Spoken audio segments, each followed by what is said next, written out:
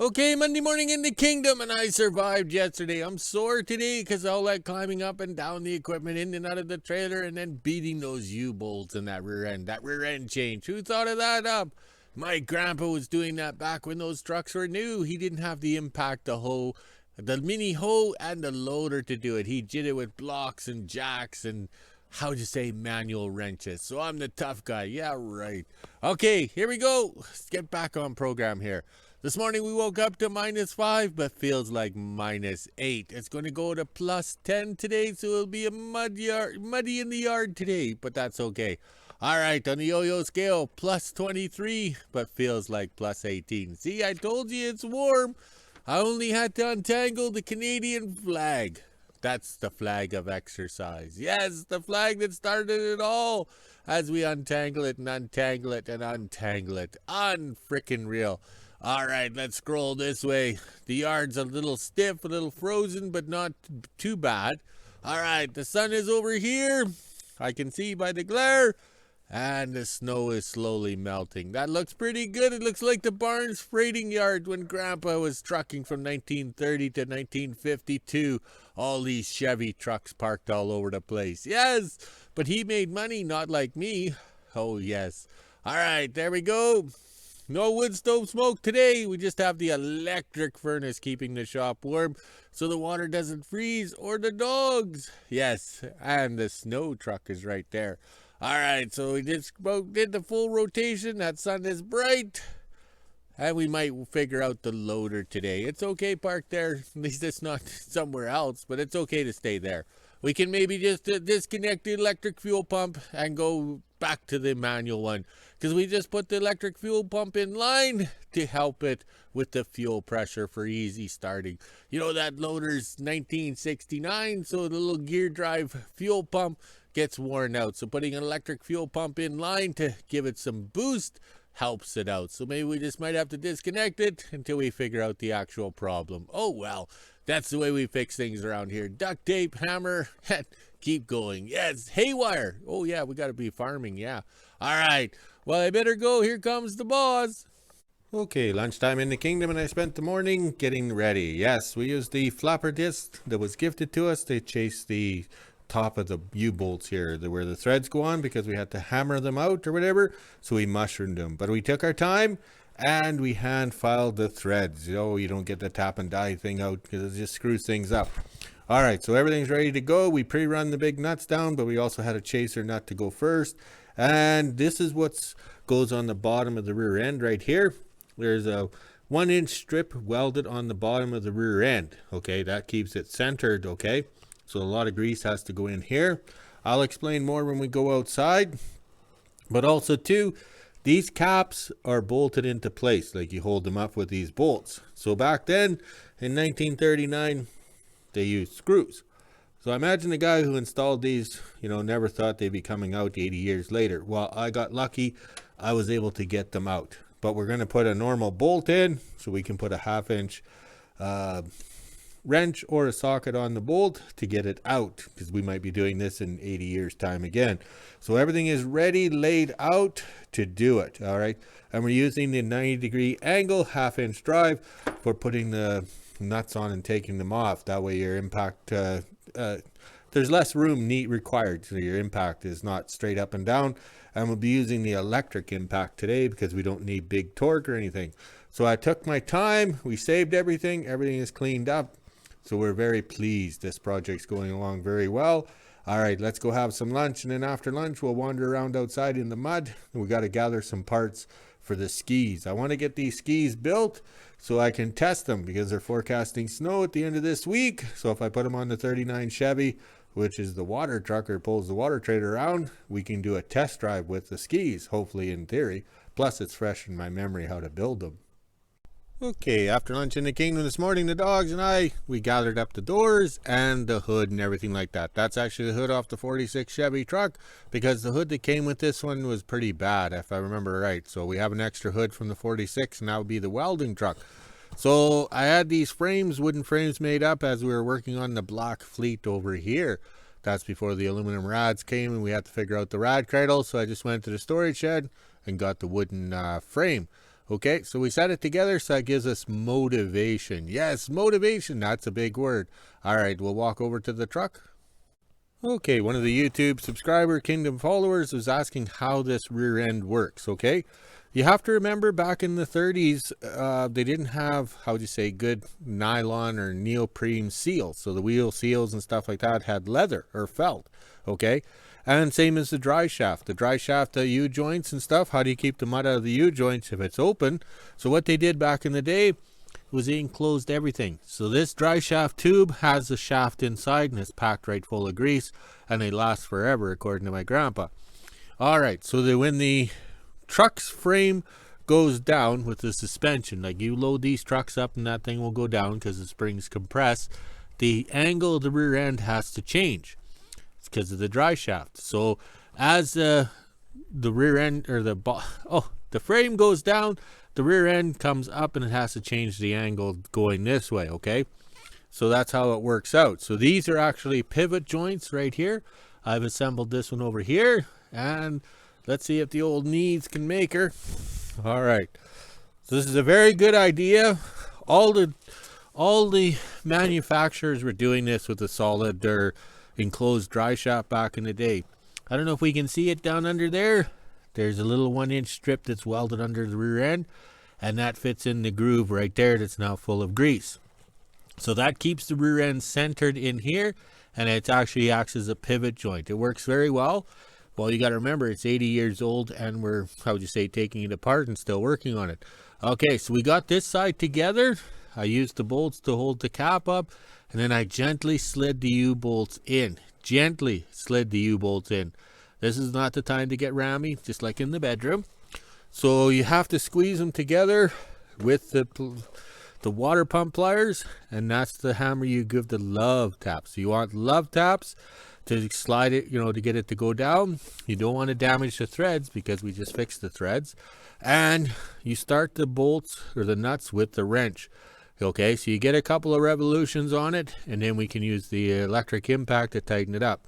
So this is going very well, but as you can see, it's muddy out here. So I told the staff, if we play around the yard, we're going to have big ruts and mud and everything like that, like last year, the year before, and all the other years.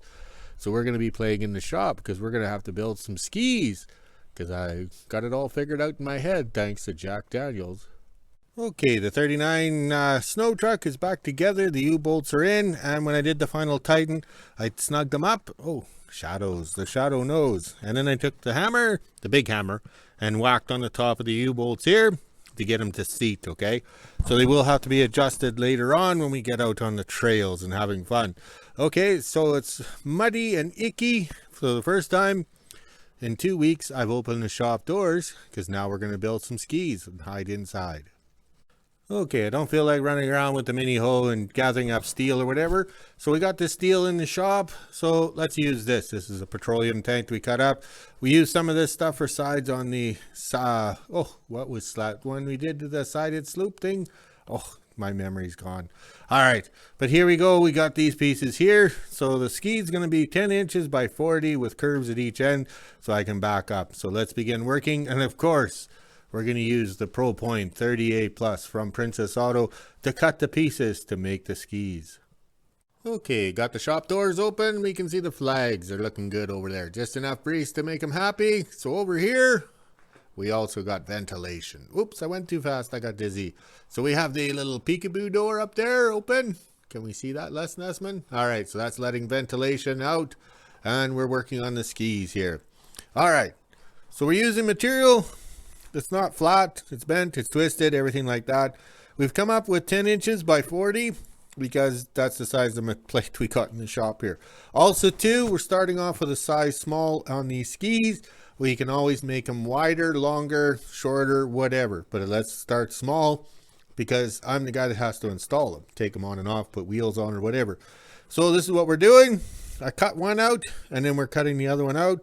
As you can see, it's not flat or anything like that. We're not wasting our time with the guide stick on the, get ready everybody, on the Pro Point 38 Plus, because it's pointless, These cuts here are going to, how would you say, these skis are going to be bent and twisted because I'm going to hit trees and stuff like that, right?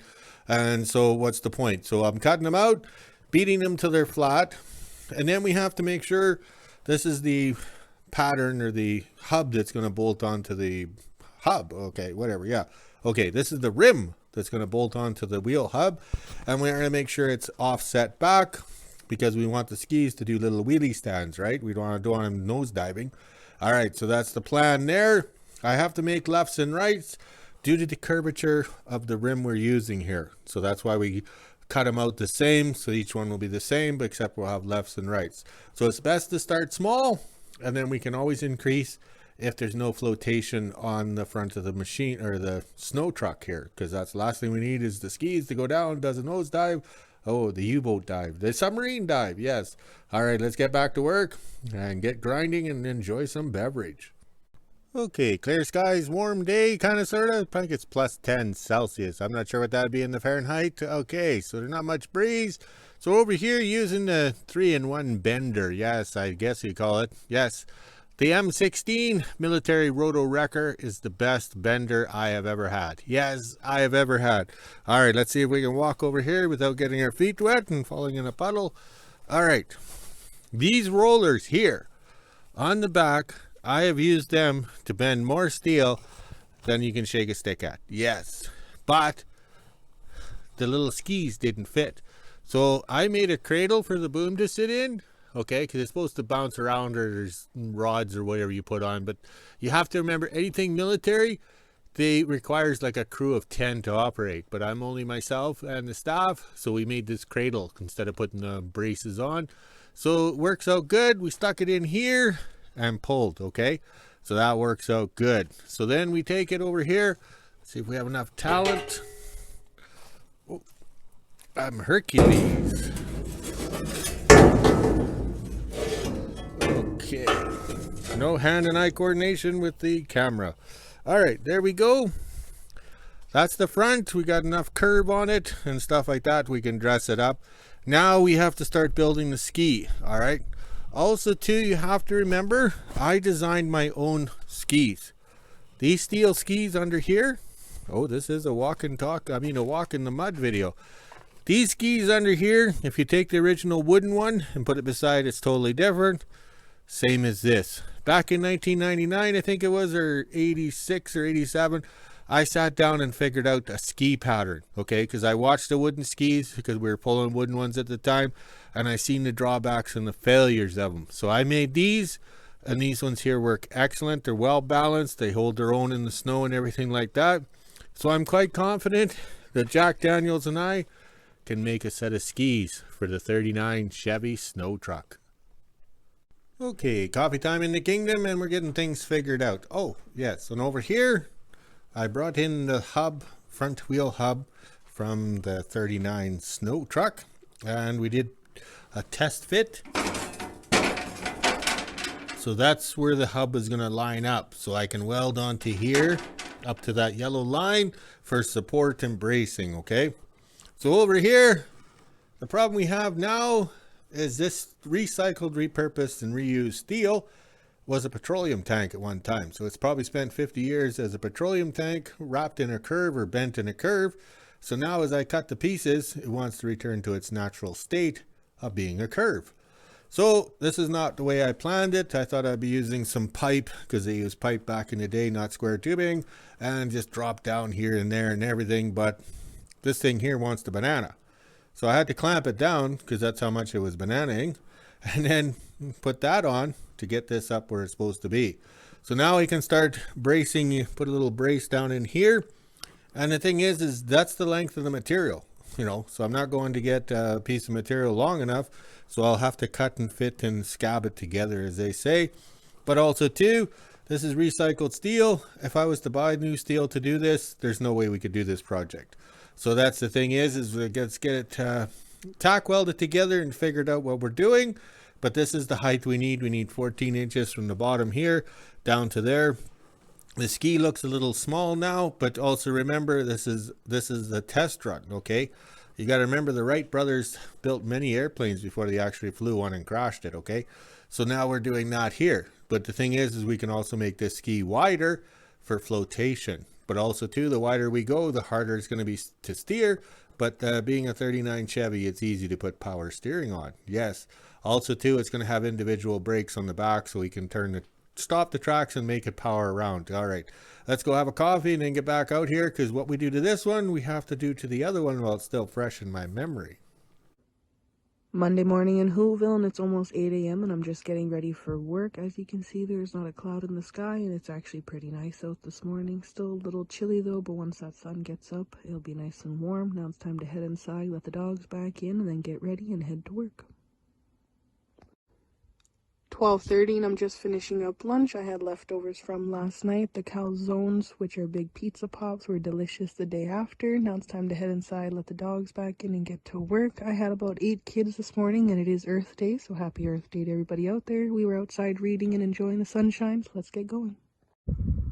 Just after 4 p.m. and I made it home from work. It was a pretty good afternoon. I had 8 kids. We spent most of it outside since it was Earth Day. We did some earthly things, kind of played in the mud and did a few other things. Now it's time to head inside, let the dogs back in, and go to the kingdom.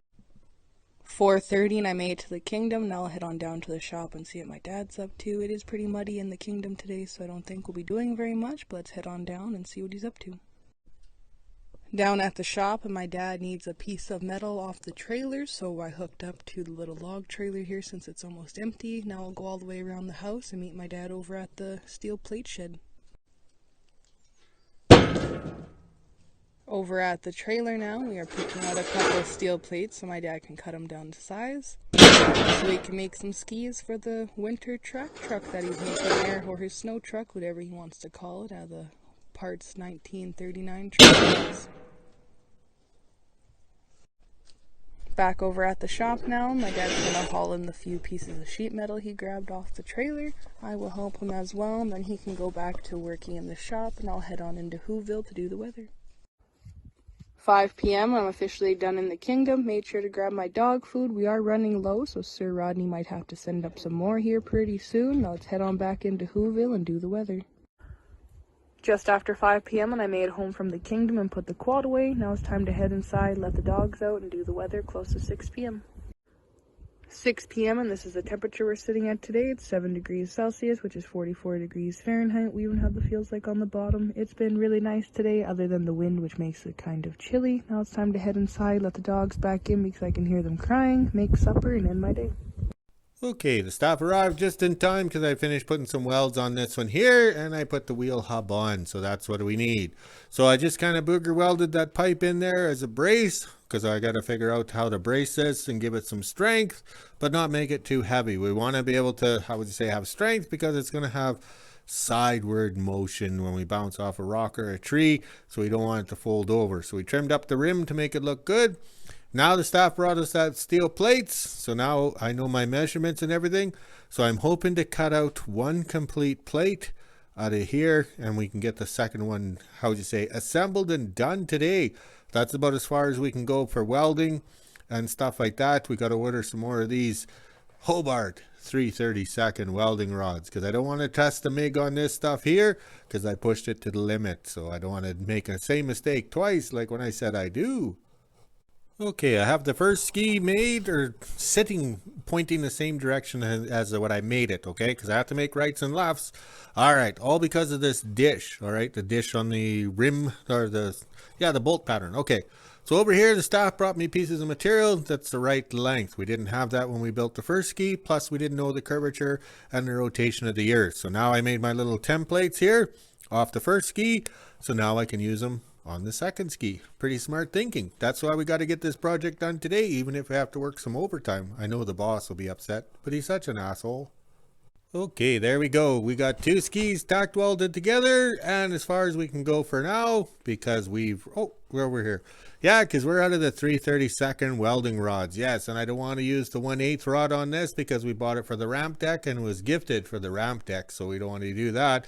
But we've gotten along pretty good. Now we can have some Jack Daniels to figure out how to brace this accordingly down and stuff like that, okay? Because this will, we want to be able to bounce off of trees and rocks. We don't want the ski to fold over underneath, right? We want the tree to fall down instead.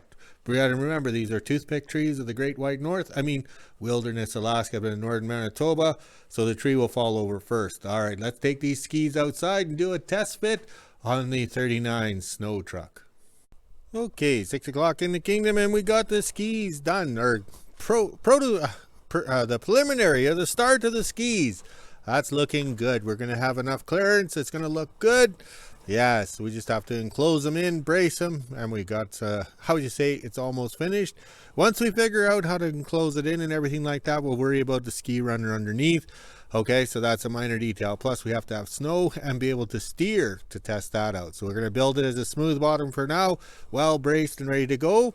Maybe tomorrow, if I'm sober enough, we'll put the axle under, maybe put the springs back in, because we might need that to hold the skis on.